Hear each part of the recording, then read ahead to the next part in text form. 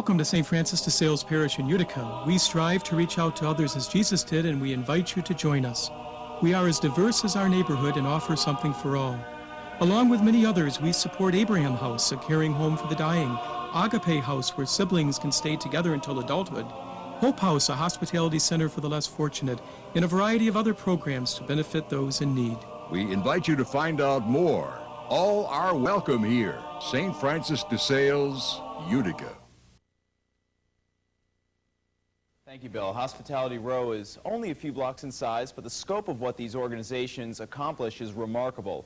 Throughout this coming week, I'll show you many of the different aspects of hospitality that we're talking about. But first, here's an overview of this very special and very little-known piece of Utica. Okay, time is changing. When time changes, people start changing. Selling collectibles every day on the corner of Eagle and Elm, Brother William notices a lot of changes. We're a good block, busy block, good block for business. How you doing, guys? Brother William has set up shop right in the center of what's becoming known as Hospitality Row, a group of over a dozen community agencies, all within 2 city blocks of one another in northwest Cornhill. What's unique about Hospitality Row is not just the fact that all this is happening in one small area. The services themselves are unique, very specialized, and very effective. We all work together. We make referrals to each other. We know what each other is doing. It's a practical implication of what people can do when they really want to reach out to other people. We're called to feed the hungry, to clothe the naked. A special part of gospel is that there's a preferential option for the poor. And that's not an option, but an obligation. Hi, Chief. How are you? Yeah. If you've ever spent time on Hospitality Row, you probably know Sister Betty Geruso. Today she's giving a tour to administrators from a Catholic school in Schenectady. They heard about Hospitality Row and are hoping to get their students to plan a volunteer trip here. I'm Ellen, I'm 17 years old, I'm from Bosnia. The tour begins at the former DeSales School, which now houses the busy Mohawk Valley Refugee Center, a number of smaller community organizations, and free after-school programs for children of low-income families. Later, it's on to Hope House. Our being here has made a difference to the people living in the area. Hope House looks like a soup kitchen, but a better term is day shelter. It's open all day, so people without anything to do at least have somewhere to go. This helps out a lot of people. You know, it's a good thing. Right next door, Health Friends is the newest Hospitality Row organization. It provides low-cost pharmaceuticals. It is crucial for a lot of people because they can't even afford to buy a tube of toothpaste. We don't fit into any program in a sense. You're right. Like most nonprofits, each Hospitality Row organization has faced financial challenges, particularly because they're so specialized. People may not think about smaller agencies when they donate. Also, with more organizations, there's often less government funding for each. It's always difficult to maintain funding streams when you're providing social services. Nonprofits are just like any other business. You have to maintain that bottom line and be aware of it. The bottom line on Hospitality Row is that as long as the services are needed, agencies will do everything they can to provide them. You trust in the goodness of people, you believe in the providence of God, and you try to use that the best you can each day. David Gaines, News Channel 2, Utica. Thank you, David. Thank you, Bill. New Horizons is a program that some might mistakenly call a shelter. It's actually a very unique living arrangement for teens with troubled pasts. The uncommon level of attention and care for these young women is what's made the program and its participants so successful. We just kind of went our own ways. Life hasn't always been picture perfect for Heather.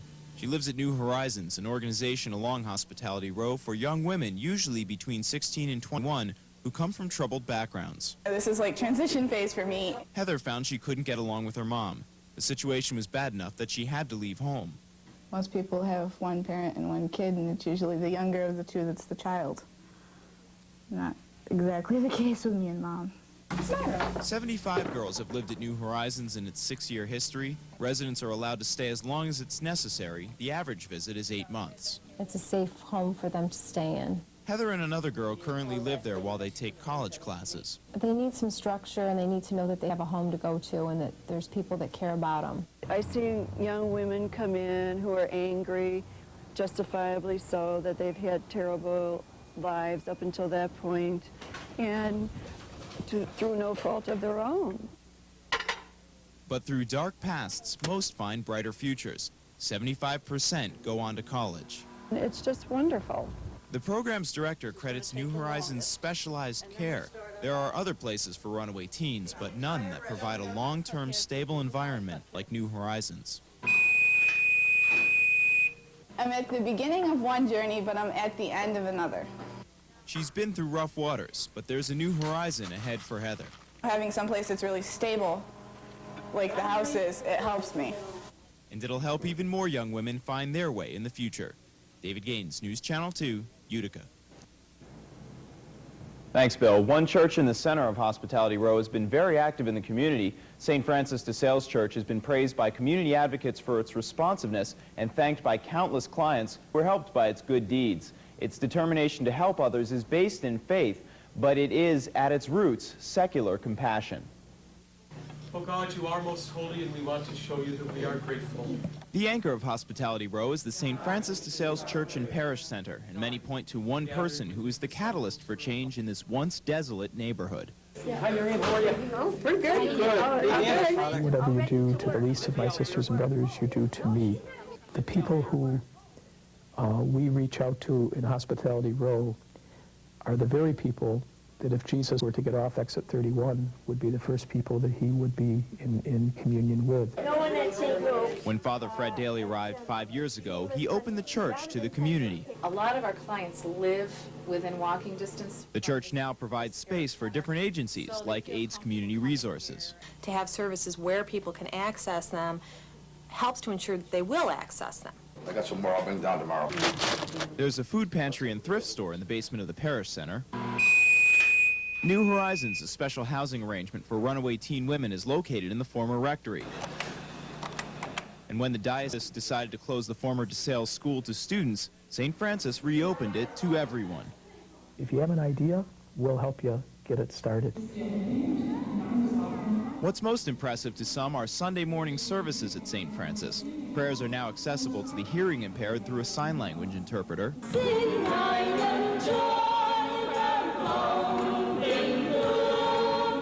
And a Vietnamese choir sings in their native language. A large portion of the congregation is Vietnamese. And despite the outpouring of faith and charity in the name of God, Father Daly says what's happened along Hospitality Row has been purely secular. The days are gone when individual churches and individual parishes and individual religions are all working separately. Great things can happen when people come together on the common ground of reaching out and helping the poor. Helping their fellow man or woman is an act that has united all faiths and all community members. David Gaines, News Channel 2, Utica. Bill, no one lives forever, and one organization along Hospitality Row is there so people in their final days don't pass on alone.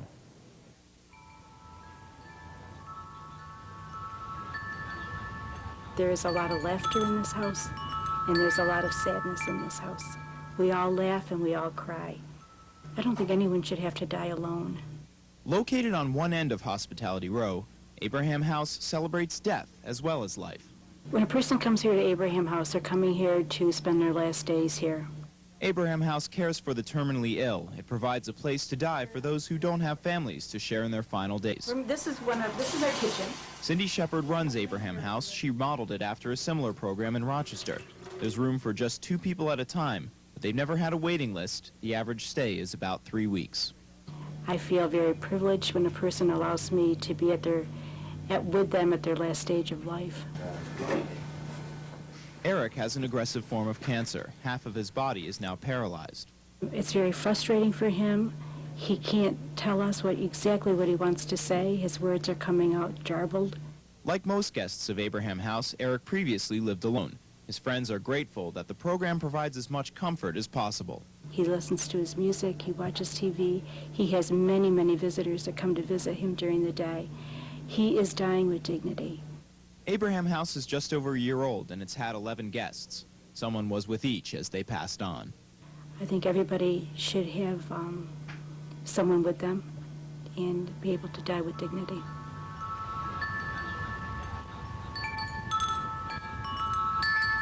When our time comes, we can only hope to be as fortunate as those who have a chance to say goodbye. But that luxury gets its value from having someone to say goodbye to. David Gaines, News Channel 2, Utica. Thanks, Bill. For the past week, we've introduced you to a 2-block stretch of Eagle Street known as Hospitality Row. It's a place that's grown to become an area rich in the spirit of giving and goodwill toward neighbors. And as organizations along Hospitality Row look to the future, they say they'll continue to grow and in the process continue to adapt to the needs of the area. And this will be where they can come and watch TV. Hopefully we can help them know that that's not all there is to do in this world. Agape House, run by Sister Mary Frances Cannon, is the future of Hospitality Row. Cannon hopes to adopt up to 12 children currently in foster care, an attempt to keep siblings from getting split up in the adoption process. One of my prayers is, Lord, please bring those children most in need. We haven't finished it, but it'll be a place where the children can come and just sit in the quiet of pondering, of thinking. Cannon will start adopting children during the coming year. Father Fred Daly of St. Francis de Sales Church predicts that even more services will open up in the near future. Our philosophy here is if it's meant to be, it'll happen. And so we don't wait until we have enough money to get something started, or we wouldn't have anything here. Where's the coordination? Where's the overall view? Policy professor David Hacken says while these organizations are important in communities, it's equally important to analyze how they fit into a larger social service plan. One of the dangers of poor planning is the duplication of services. Another is misallocation of donation money or government dollars because of a lack of organization. When we have a social service system which is kind of going off in lots of different directions, where people aren't coordinating what they're doing with each other, there's real possibilities that some groups who are in real need will be missed in that process. On the night before he died, at St. Francis, they say they're conscious of the bigger picture. In addition, they want to stay current on policy issues and even play an active role in decision-making. We also have to be advocates to change some of the policies in institutions and ways of life in our culture that create such unbelievable problems. Some organizations may survive and some may pass on. If they've helped people along the way, organizers say they've served a valuable purpose. We take each day as it comes. I think that we live out of that faith dimension, that if it's meant to be, it will continue.